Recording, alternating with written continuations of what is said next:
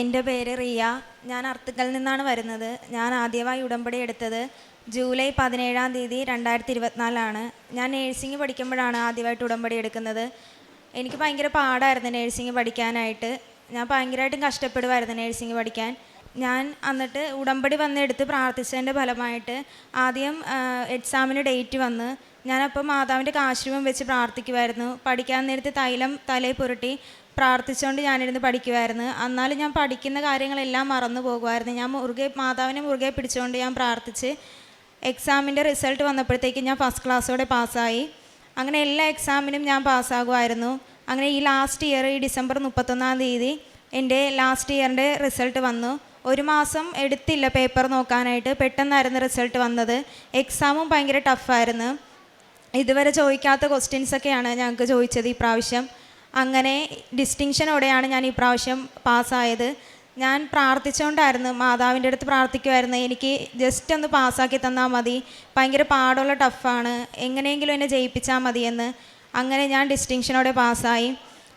ഈ നാളെ 9 മണിക്ക് ഞാൻ ജോയിൻ ചെയ്യും. ഞാൻ മാതാവിനോട് പ്രാർത്ഥിക്കുമായിരുന്നു, എനിക്ക് പഠിച്ചിറങ്ങി ഉടനെ തന്നെ എവിടെയെങ്കിലും 2 ആഴ്ചക്കുള്ളിൽ തന്നെ റിസൾട്ട് വന്നതിന് എവിടെയെങ്കിലും കയറ്റണമെന്ന്.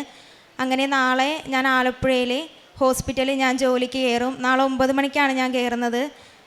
ഈ എല്ലാ അനുഗ്രഹങ്ങളും മാതാവ് തന്നതിന് അമ്മയ്ക്കും തിരുക്കുമാരനും 1000 നന്ദി ഞാൻ പറയുന്നു. ഞാൻ പ്രേക്ഷിത പ്രവർത്തനം ചെയ്യുന്നതെന്ന് പറയുന്നത്, ഞാൻ എൻ്റെ ക്ലാസ്സിൽ ഞങ്ങൾ 5-6 പേരൊഴിച്ച് ബാക്കിയുള്ള എല്ലാവരും അക്രൈസ്തവരാണ്. ഞാൻ കൂടുതലും അവിടെ ചിലവഴിക്കുന്നത് ഞാൻ കോളേജിലാണ്.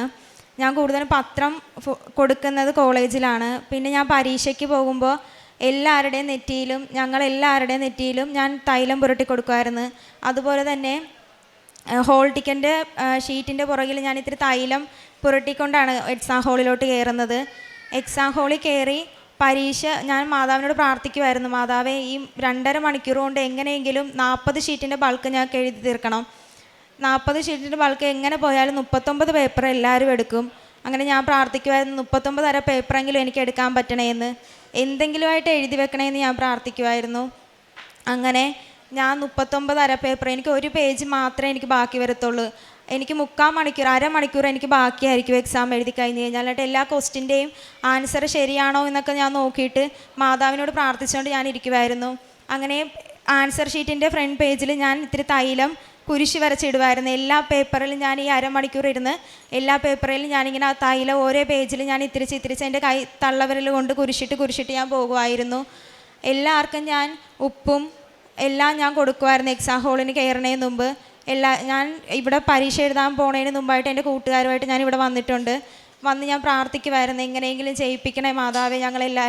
ഞങ്ങളെല്ലാവരും ഓൾ പാസ്സായിട്ടാണ് ജയിച്ചത്. 14 പേർക്ക് ഡിസ്റ്റിങ്ഷൻ ഉണ്ടായിരുന്നു, 6 പേർക്ക് ഫസ്റ്റ് ക്ലാസ്സും ഉണ്ടായിരുന്നു. അങ്ങനെ എല്ലാവരും ഞങ്ങൾ വന്ന് പ്രാർത്ഥിച്ച് എല്ലാവരും ഉടമ്പടിയും എടുക്കും. പ്രാർത്ഥിച്ചതിൻ്റെ ഫലമായിട്ട് അമ്മ എല്ലാവർക്കും അനുഗ്രഹം തന്ന് എല്ലാവരെയും ജയിപ്പിച്ചു.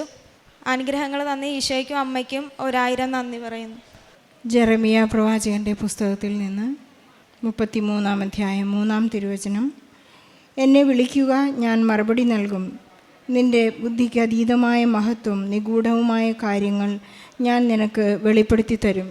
റിയ വിൽസൺ എന്ന ഈ മകൾ ഉടമ്പടി ചെയ്ത് പ്രാർത്ഥിക്കുമ്പോൾ വളരെ പ്രത്യാശയോടും വിശ്വാസത്തോടും പ്രത്യാശയോടും ഈശോയിൽ വളരെ സ്നേഹത്തോടും കൂടെയാണ് ഉടമ്പടി ചെയ്ത് ജീവിച്ചിരുന്നതെന്ന് ഈ സാക്ഷ്യം കേൾക്കുമ്പോൾ നമുക്ക് മനസ്സിലാക്കാം. റിയ പഠിക്കുന്നതിനോടൊപ്പം തൻ്റെ അയോഗ്യതകളെ ഈശോയ്ക്ക് സമർപ്പിച്ചിരുന്നു.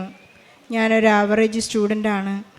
എനിക്ക് ഈ നഴ്സിംഗ് പഠിച്ച് ഒരു ഉന്നത മാർക്ക് ലഭിക്കുവാനുള്ള എല്ലാ അസാധ്യതകളെയും ഈശോയ്ക്ക് മുന്നിൽ നിരത്തി വെച്ചപ്പോൾ ഈ ഉടമ്പടി ജീവിതത്തിൻ്റെ വിശ്വസ്തതയോടെ പരിശുദ്ധ അമ്മ ഈശോയിൽ നിന്ന് വലിയ കൃപകളാണ്, നിഗൂഢമായ രഹസ്യങ്ങളാണ് ഈ മകൾക്ക് പറഞ്ഞു കൊടുത്തിട്ടുള്ളത്.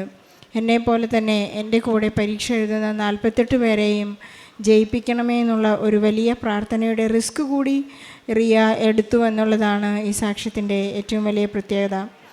Not by merit but by grace എന്ന വലിയ അടിസ്ഥാനത്തിൽ ഈ മകൾക്ക് ഈശോയുടെ കൃപ, എത്ര തന്നെ നാം പഠിക്കാത്ത കുട്ടികളാണെങ്കിൽ തന്നെയും ഈശോയുടെ കൃപയുണ്ടെങ്കിൽ, മകൾ പറയുന്നത് പോലെ ഞാൻ ഓരോ ക്വസ്റ്റ്യൻസ് അറ്റംപ്റ്റ് ചെയ്യുമ്പോഴും എനിക്ക് ഈശോയുടെ ആ ഒരു വലിയ കൃപ ലഭിക്കുന്നതായി ഫീൽ ചെയ്യുകയായിരുന്നു. എനിക്കെപ്പോഴും നേർച്ച വസ്തുക്കൾ ഉപയോഗിക്കാനുള്ള പ്രേരണയുണ്ടായിരുന്നു.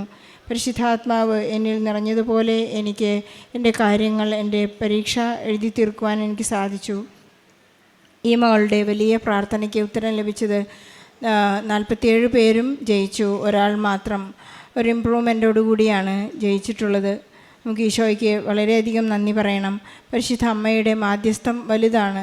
എന്നെപ്പോലെ നിന്നെപ്പോലെ നിൻ്റെ അയൽക്കാരനെയും സ്നേഹിക്കുവാനാണ് ഈശോ നമുക്ക് കൽപ്പന നൽകിയിരിക്കുന്നത്.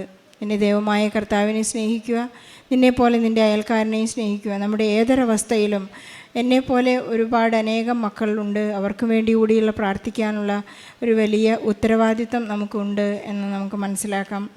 നഴ്സിംഗ് കഴിഞ്ഞ ഉടനെ എനിക്കൊരു ജോലി തരണം. എൻ്റെ ജീവിതത്തിൻ്റെ അവസ്ഥ വളരെ പരിതാപകരമാണെന്ന് ഈശോയുടെ മകൾ ഏറ്റുപറഞ്ഞപ്പോൾ ഉടനെ തന്നെ ഉടൻ പരിഹാരം. നമുക്കറിയാം, ഉടമ്പടി ഉടൻ പരിഹാരമാണ്. റിസൾട്ട് അറിഞ്ഞതിന് വളരെ 15 ദിവസത്തിനുള്ളിൽ തന്നെ ഈ മകൾക്ക് നാളെ ജോയിൻ ചെയ്യുകയാണ് ഹോസ്പിറ്റലിൽ. നാളെ 9 മണിക്ക് ഈ മകൾ ജോലിക്ക് കയറുകയാണ്.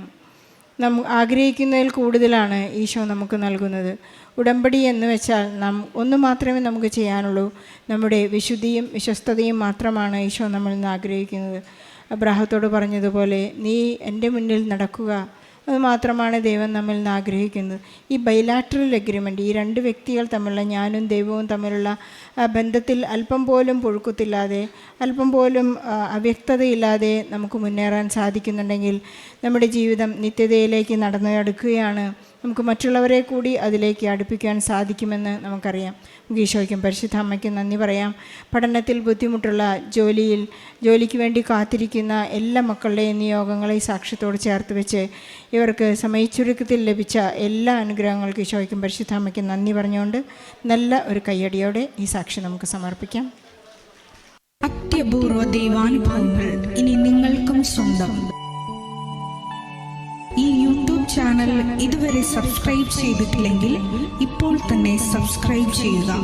ഈ വീഡിയോ ഇപ്പോൾ തന്നെ നിങ്ങളുടെ സുഹൃത്തുക്കൾക്ക് ഷെയർ ചെയ്തുകൊണ്ട് കർത്താവിൻ്റെ പ്രേക്ഷിതരാകുക.